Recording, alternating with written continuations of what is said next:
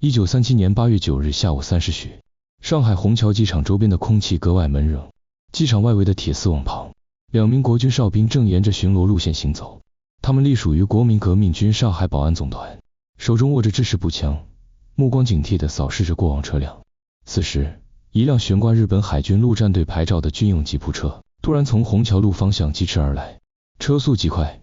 扬起的尘土在路面上拖出长长的灰线。驾车的是日本海军陆战队上海特别陆战队中队长大山勇夫，副驾驶座上坐着他的司机斋藤耀藏，两人均身着全套日军军装。大山勇夫腰间挎着军刀，车窗玻璃半降，能清晰看到他紧绷的面部表情。当吉普车逼近机场铁丝网时，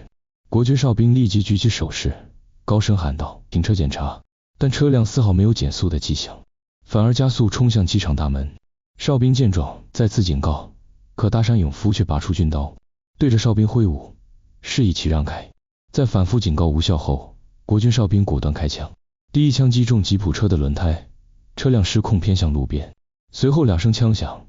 大山勇夫与斋藤耀藏当场被击毙。这起后来被称为虹桥机场事件的冲突，并非偶然。事后从大山勇夫的遗物中发现，他出发前已将个人书籍信件全部烧毁，随身携带的日记最后一页写道：“今日以身殉国，为帝国尽忠。”其蓄意挑起冲突的意图不言而喻。事件发生后，上海市政府立即与日本驻上海领事馆展开交涉。日本方面不仅没有承认大山勇夫擅自闯入军事禁区的过错，反而倒打一耙，声称日军官兵在上海境内遭到中国军队非法袭击，要求中国方面立即撤出虹桥机场及周边所有驻军，并允许日军进入机场调查。与此同时，日本海军陆战队迅速进入戒备状态，虹口、杨树浦一带的日军碉堡全部架设机枪，黄浦江面上的日军军舰也升起战斗旗帜，局势瞬间紧张到极点。8月10日，日本内阁在东京召开紧急会议，会议上，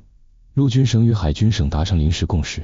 同意出兵上海，组建上海派遣军，由曾参与过甲午战争、日俄战争的退役陆军大将松井石根担任司令。该派遣军初期下辖第3师团与第11师团，这2个师团均为日本陆军常备师团，配备有重型火炮、坦克及航空兵支援，战斗力极强。但为了给部队集结与运输争取时间，日本方面继续对中国施展外交拖延术，一方面通过驻上海领事馆向国民政府提出撤军、道歉赔偿3项无理要求，另一方面游说英美法等国出面调停，企图让中国在谈判中妥协，为日军增援创造条件。此时，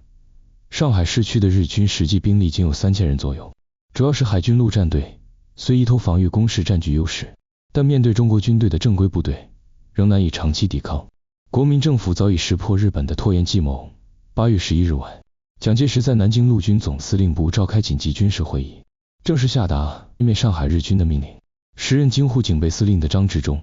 接到命令后立即行动，将沪宁铁路、公路上的所有民用火车、汽车全部征用为军用，优先运输作战部队。驻守苏州的第87师师长王敬久与驻守无锡的第88师师长孙元良作为中央军的德系调整师，是当时中国军队的精锐力量。这2支部队士兵均配备德国 M1935 钢盔、毛瑟 98K 步枪，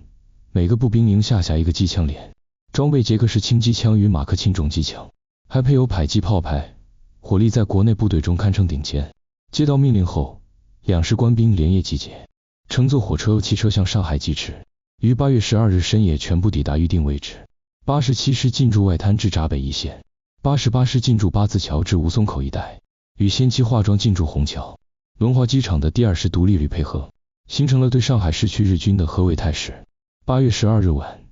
张治中向南京发电，请求在8月13日拂晓发起总攻。在他看来，此时日军援军尚未抵达，中国军队已完成合围，正是歼灭市区日军的最佳时机。然而，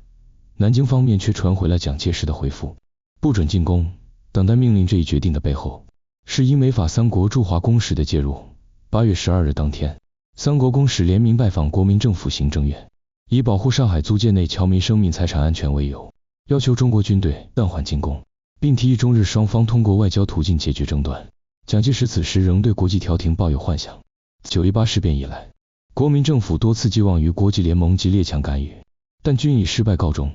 国联调查团在东北调查1年后，仅发表一份承认日本侵略的报告，未采取任何制裁措施。华北事变后，英美虽口头反对日本扩张，却始终不愿与日本发生直接冲突。即便如此，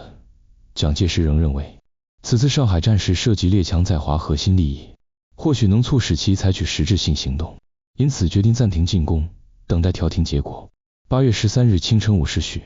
闸北八字桥附近的日军阵地突然响起枪声，驻守此处的日本海军陆战队